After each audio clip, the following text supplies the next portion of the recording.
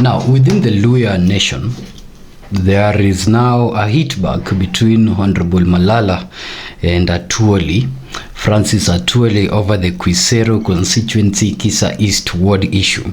But before we put that before the people's mirror, because we will shortly, we want to take a look at the fresh questions and concern over Gachagua's controversies that now critics are using to mount their criticism upon.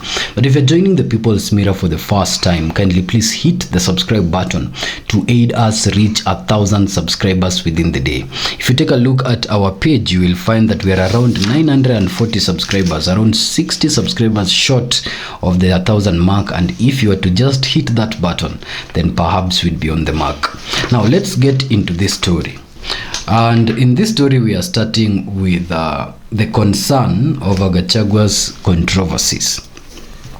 Now, as we highlighted in just our recent episode here, the People's Mirror, that Rigathi Gachagua has a systematic way of rather you'd say evolving himself to fix the current situation in Kenyan politics. And it might be something you like or hate, but it's something that he does very systematically to keep him relevant irrespective of the tone and situation that he finds himself in.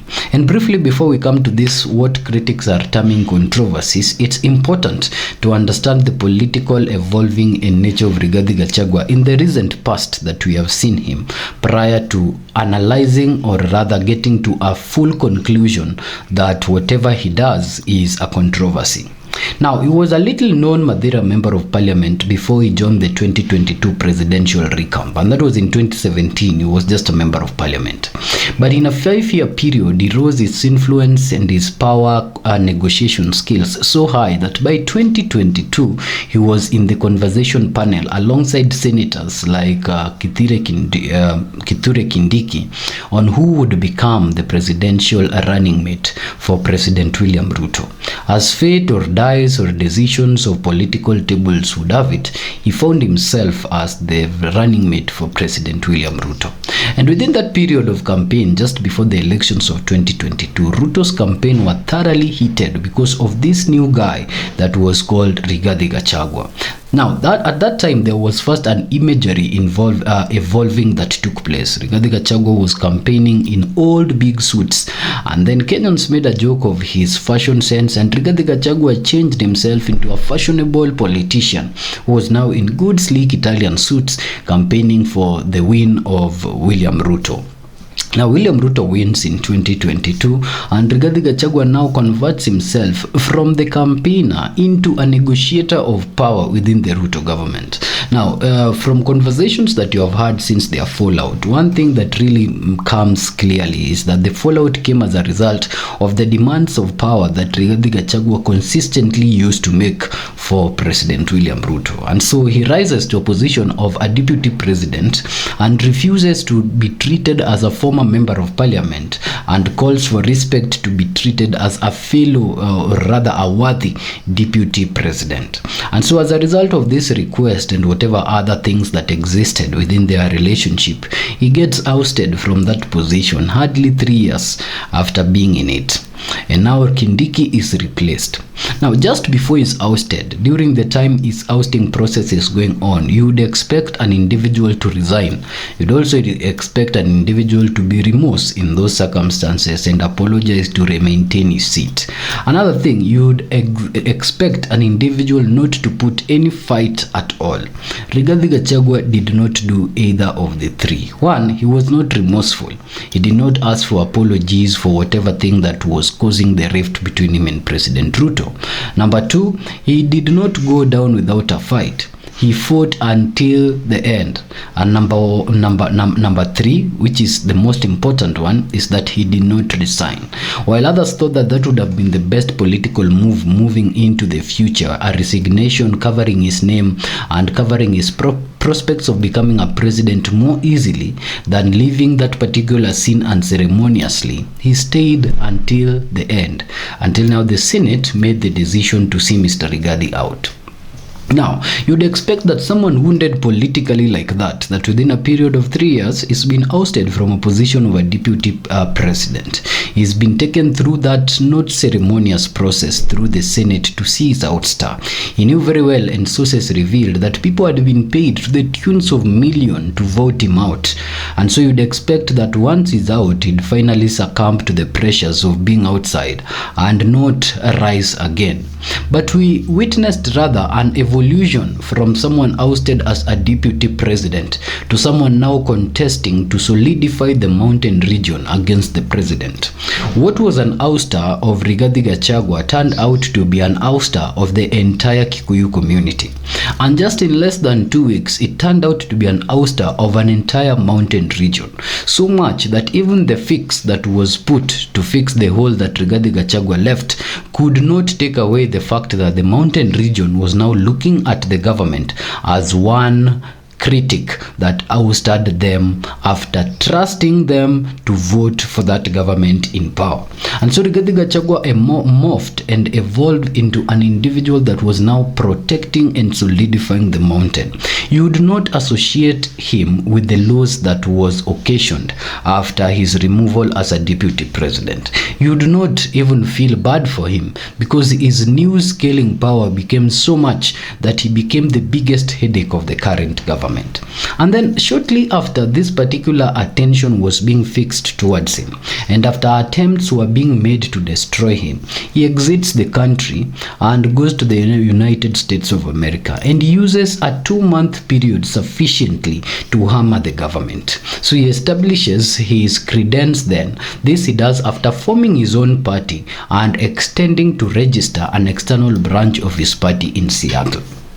So whereas the government thought that they had put the last hit on the snake's head when they removed Gachagua, they only gave an opportunity for the rise of Gachagua's party. But people looked at him the way people looked at Jaramogi Oginga in the 1960s. With the formation of the KPU after Jaramogi Oginga was ousted by Kenyatta, people saw that as his way of returning his politics to the grassroots nature and his exit from the political scene.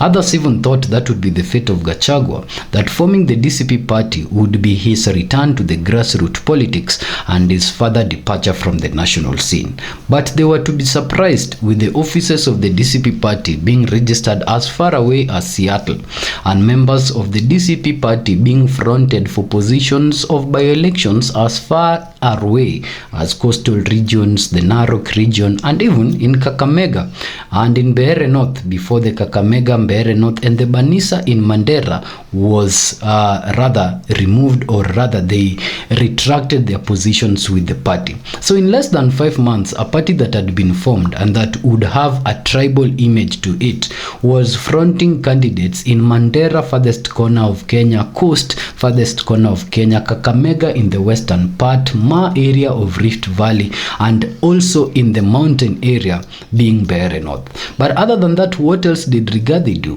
When there was an opportunity to find himself a coalition, he formed the DCP Party into a coalition of the United Opposition, and quickly, using his remorse, or rather using his retaliation for lack of his remorse, he rose to the heights of that particular coalition as the biggest voice and the most looked up to individual. He even coined a narrative that the core principles believed that the mountain would vote for no one if that person does not enter the mountain through the door of Rigathi Gachagua. So he became a mountain kingpin. But a test was to be done on his mountain kingpinship, and that test was the Mbeere North by-election. And so when the Mbeere North by-election was marred with violence, voter bribery, and intimidation, and the result was tilted and the government won, Rigathi Gachagua's kingshipness of the mountain, others said, came to an end. And so people looked at him as an individual that was only talking and could not deliver the mountain votes. Now, 2 days after those by-election results have quietened and they are contesting the by-election results using a battery of lawyers, Rigathi Gachagua has now formed into a new political master, one that now attacks and rattles equally. He attacks the other camps to see how they are reacting to his attack, and he rattles his entire camp, his own camp, to see how his own camp reacts to himself. His main aim is to create his position as one that does not get deterred by the waves of the moment. And right now, with that background, critics are looking at Rigathi Gachagua as one that is full of controversy and cannot be trusted. But is this not the normal Gachagua that we know? Is this not just his other move to form himself so broadly beyond the noise and beyond the politics of the day, so that nothing deters his position? Now let's delve in. Rigathi's attack and his statements which he made within the week have been commented upon by everyone, and the recent one he made was the zoning of Nairobi, and also giving that particular position exclusively to the DCP party. At Mathare North, he stated very clearly that Nairobi will be DCP from head to toe, and that they had agreed with Kalonzo Musyoka. Only for Kalonzo Musyoka to turn up a few days later and say that they had not agreed with any statement like that with Rigathi Gachagua. And Kalonzo Musyoka, funnily enough, was not blaming Rigathi Gachagua while he was disagreeing. He was blaming the government for coining these particular narratives that put him against Rigathi Gachagua. So even while he was agreeing with Rigathi Gachagua, somehow he was still defending the statements that Rigiji man had said. And so Kalonzo turning up against and refuting those claims, Rigathi Gachagua just needed a day to recoin the story. In a particular conference or a particular meeting where he properly slammed Stephen Leto, and after slamming Stephen Leto of Citizen for partially reporting what happened in Kariobangi North, and also for what he terms as fake reporting what happened in Kariobangi North, even faulting Leto's impartiality to the fact that or Leto's partiality to the fact that Leto himself would want to vie under a UDA ticket in 2027, facts that Leto has not declared but Rigathi Gachagua is aware of.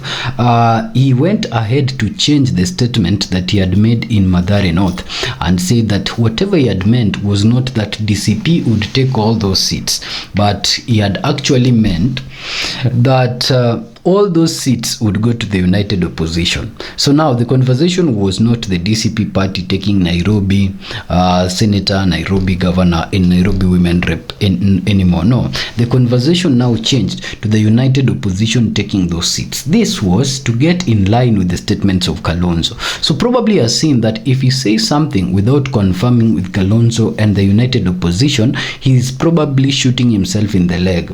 And so he says a statement, sees how the rest of the members react to it, and most importantly how Kalonzo reacts to it, and then he makes another statement to align himself with how the members react to it, but most importantly how Kalonzo reacts to it. Even before we go on to further into this criticism on whether or not he's a controversial man, something comes out very clearly right now, that out of the relationship that they have, the voice that matters so much to Rigathi Gachagua's political career moving forward is the voice of Kalonzo Musyoka. And later on we will detail in our episode the fate of the united opposition with these divisions within, but that has been very, very clear in a lot of conferences that they have had, and even in the meetings that they have had, that when Rigathi was to settle on someone right now, he would most easily settle for Kalonzo Musyoka. Now, after he slammed Leto rather, he went ahead to change his story, as I said, that now it's no longer the DCP party that will have 16 out of 17. He intended that the united opposition will have Nairobi in that order. And now critics have now faulted Mr. Rigiji for making claims that make it hard for the other co-principals of the united opposition to actually rally behind him or to support those claims when made. He says that it might look silent, but a lot of members within the united opposition right now feel so insecure and uncertain with Rigiji, because at one point he can be making this political statement only to wake up another point and make another. And also the fact that he makes this statement without consulting the rest of the members of the opposition, he makes this statement without going through the secretariat and the spokesperson, making Mukisa Kitui an non-existent fellow that they elected. It makes the structures of the united opposition kind of wary of the person that he is. But another look to it could be maybe this is what gives him power within the united united opposition structure, the fact that unlike all other principals, he can wake up and make statements without consulting them and leaves the united opposition to find themselves aligned to his statement or otherwise, gives him some esteem power over his core principles. Now, the unity of the united opposition will be dependent on that, on whether those statements that he is making solidly will have the effect of uniting them more, or those statements that he's making solidly will have the effect of dividing their unity moving into the major polls in 2027. Now, that is what the critics are saying. They say that the presence of Rigathi Gachagua in the united opposition is now a blessing and a curse in disguise. With one hand being a blessing that he can pull the masses and he has the capability of having the crowd rally behind him, but another curse being that you do not know whether or when his statements will be actually shoot on the foot. Now, away from Rigiji and the united opposition and the critics that are weighing into Rigiji's statements like that, let us move to Loyaland, where Atwoli has now not spared Honorable Malala. Atwoli comes from a place called Khwisero. Khwisero is a constituency in Kakamega. So Khwisero constituency has a lot of wards. There is Khwisero Central, where Atwoli himself comes from. Then there is Kisa East Ward, where the current member of parliament, not member of parliament, pardon me, it's a ward. So Kisa East Ward, where the current MCA is from the DCP Party. Now, having given that context, sometimes back, Malala was making a slight joke.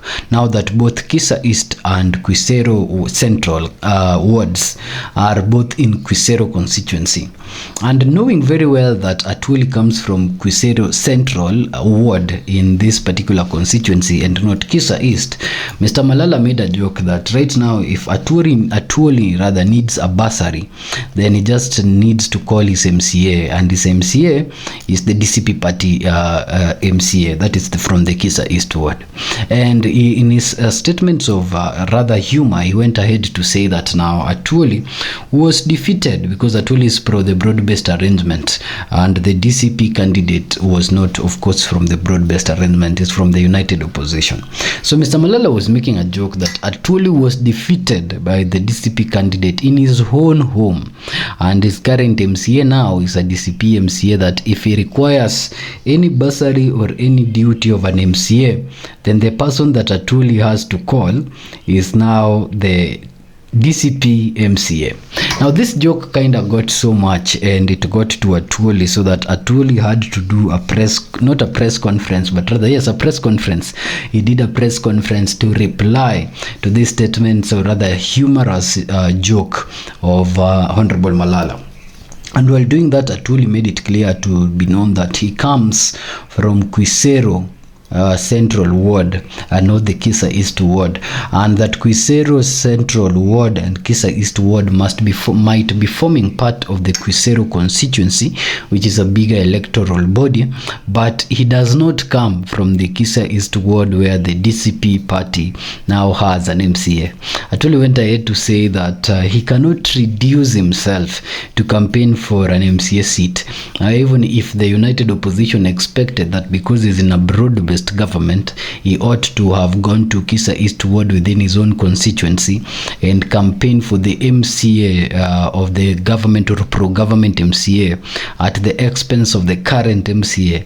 Then that would be a thought of reducing himself to a level that now Atwoli does not find so admirable, his name being called or being reduced to that nature. So he has said that while these by-elections were happening, he only went to Malava constituency, and shortly after that he went to Geneva. He was busy in his home in Geneva and his Europe tour, and so he did not reduce himself to campaign for an MCA. It's always very humorous when Atwoli speaks, because you wonder what is actually Atwoli saying, and then he keeps repeating what he says. So when we are taking a look at his press conference and how he was finding it very bad that Malala expected him to reduce himself to, campaign for an MCA, it was actually very hilarious. Now he attacks Malala, saying that a ward election is so small for him, and if Malala wants to face him head on, then Malala should wait for 2027. So Atwoli has promised that he has the capacity to stop Malala from becoming the governor of Kakamega in 2027, and he will use that capacity to ensure that Malala does not become the governor in 2027. Atwoli now also says that he has the capacity to ensure that no one elects Rigathi Gachagua in Kakamega and in the western area, and he has promised again to use that particular capacity to ensure that no one will elect Rigathi Gachagua's team or the united opposition in Kakamega. Of course, other than challenging Malala to face him in 2027, he directly now tells Gachagua to not rely on Malala, saying Malala is a small boy in Kakamega, and he is asking Gachagua not to rely or give any money to Malala because he will ensure that Malala is beaten in Kakamega in the 2027 major polls. So he has told Rigathi Gachagua not to rely on Malala or even give him senior positions, because Atwoli terms Malala as just a youth winger and not a sufficient politician to deliver the Kakamega area to the united opposition, saying very well that himself he will ensure that Malala does not amount to anything within that particular area. So this is very interesting, because you remember this is the very Atwoli that predicted in 2022 that Raila would become president and that Ruto would be nowhere in that particular presidential seat. He was quoted, and there's a lot of news bites on him saying the same in JKL Live about how Ruto will not become president and Raila will be. But then here we are, and the very Atwoli is now working with Ruto hand in hand, supporting his policies. Atwoli is the longest serving Kotu Secretary General, and Kotu is yet to hold the election, I think next year, and Atwoli will also still be vying. And so he has a very big importance to politicians in the sense that he's the voice of the largest trade organization for workers in Kenya. But it seems like his prediction in 2022 did not weigh much water, and so with the same, we might not now trust him so much with his predictions of 2027 that is putting Malala and Rigathi Gachagua outside the Western influence. Ladies and gentlemen, that has been a very interesting one here, the People's Mirror, recapping for you the controversies that now arise from critics around this former deputy president, and also the attacks of the good man Atwoli to the individuals that feel like his influence has been reduced in Khwisero just because the Kisa East Ward member of county assembly is now from the DCP Party. Mr. Atwoli, who has refuted those claims, is now calling upon the united opposition to face him head on in 2027, where now he intends to deliver his success against the united opposition. See you in the next episode.